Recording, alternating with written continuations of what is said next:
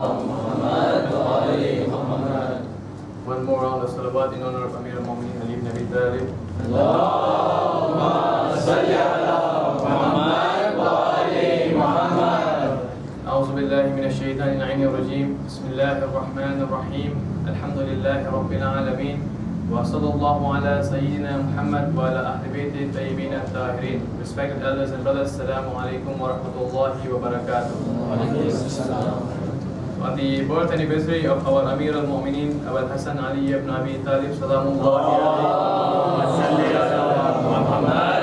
alayhi. We extend our congratulations and felicitations on our present Imam, Imam Sahib al-Zaman,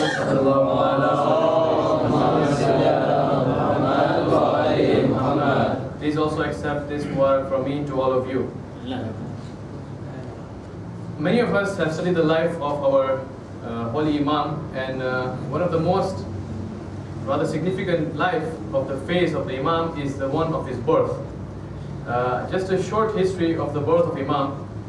We all know that he was born on Friday the 13th of Rajab. It was the year 599 or 600 of AD, which was the 30th year of Umul Fil. Imam Ali's birth was very special and unique as far as history is concerned, because we know that there hasn't been any saint, any prophet, or any person who has been born inside the holy Kaaba.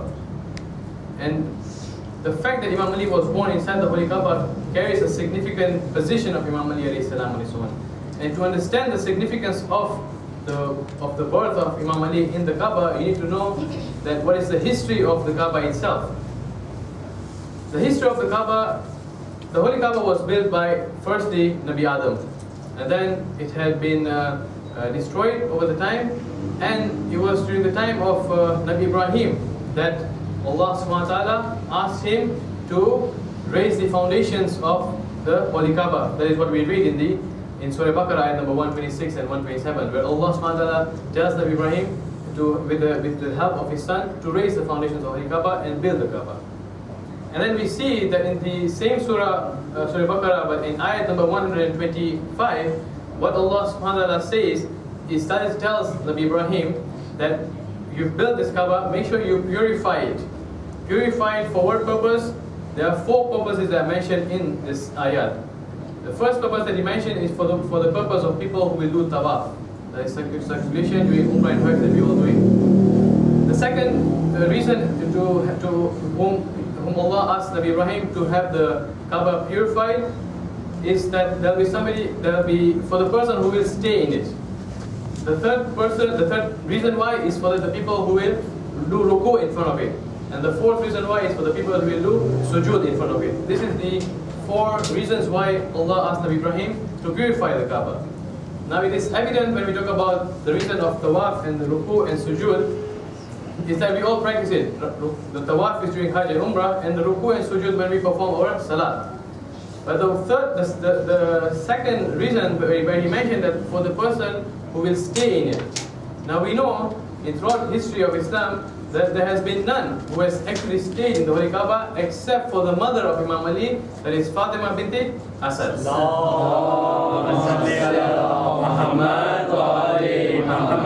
Fatima binti Asad was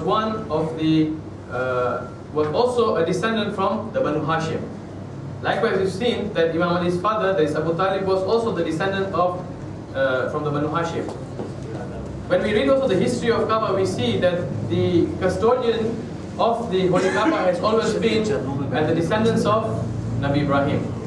And we will see that even when we look at the history of Nabi Ibrahim from the books of the scripture, from the other scriptures, that is other than the Holy Quran, the books that were revealed before the Holy Quran, we will see that it has already been foretold. It has already been foretold during the times of Nabi Ibrahim, recorded in the other books of the scriptures that were sent before the Holy Quran, that the Holy Prophet and Imam Ali were going to be present. How? I will just quote you this verse from Genesis chapter 17 and the verse number 20, in which it is said, Allah said to Ibrahim,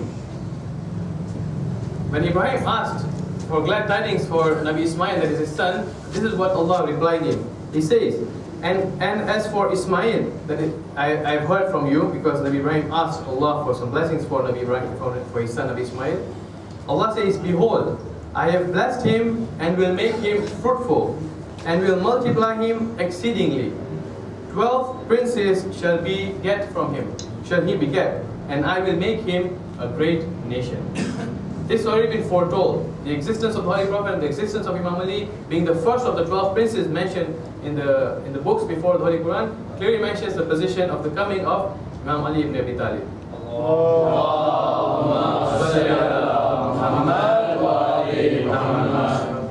What happened when Imam Ali, when we read the history of how Fatima was invited to the Holy Kaaba, we see that she had experienced labor pains when she was about to give birth to Imam Ali. We see that she came to Kaaba and she said before that, and she said to ask Allah subhanahu wa ta'ala that, oh Allah, oh, I believe in you and the messages that you have sent. I believe in my grandfather Ibrahim, because we saw that she is the descendant of Banu Hashim, and hence when she refers to Nabi Ibrahim as a grandfather, that is what the link is. She says that for the sake of the person whom you who built this Kaaba, because she is prostrating before Kaaba, and for the sake of the person inside my body, please help ease my pain. And it is at that point of time when she woke up from the sajda, she saw the crack appear in the Kaaba and the walls open, and it was an implied invitation that for her to enter inside the Holy Kaaba. The uncle of the Holy Prophet, Abbas ibn Abdul Muttalib, happened to be there with another companion and saw this. And in narrations it is said that they were trying to rush towards the crack, but the crack had closed by the time Fatima bint Asad had entered. The news spread like wildfire, and in a short time everybody came to find out about this incident. The Holy Prophet was not there at that point of time. He had gone out, but it was only after 3 days that he came back. And on the 4th day, when Fatima bint Asad came out of the Kaaba, and when we see the history of how she came out, the lock itself opened. People before that during the last 3 days had tried to open the lock, but it would not by the will of Allah. But on that 4th day when she was about to come out, she came out, the door, the Holy Prophet was there, the door itself unlocked, and she came out. And it is then when the Holy Prophet took Imam Ali in his arms, and that is the first time that Imam Ali opened his eyes after those 3 days in the Kaaba. It was the first time that he opened his eyes, and what is the first thing that he said? Assalamu alayka ya Rasulullah. That is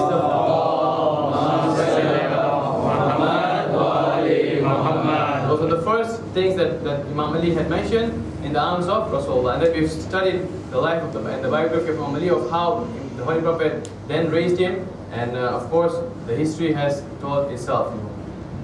Tonight we've gathered here, and inshallah we'll be praising Imam Ali alayhi salam, and of course probably the other Ahlul Bayt members.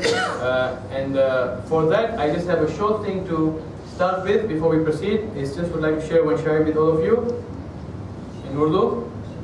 Please recite one salawat ala Muhammad wa ali. Allahumma salli ala Muhammad wa ali Muhammad. सफर तवील है, राह नजात छोटी है, अली का जिक्र बड़ा है, हयात छोटी है।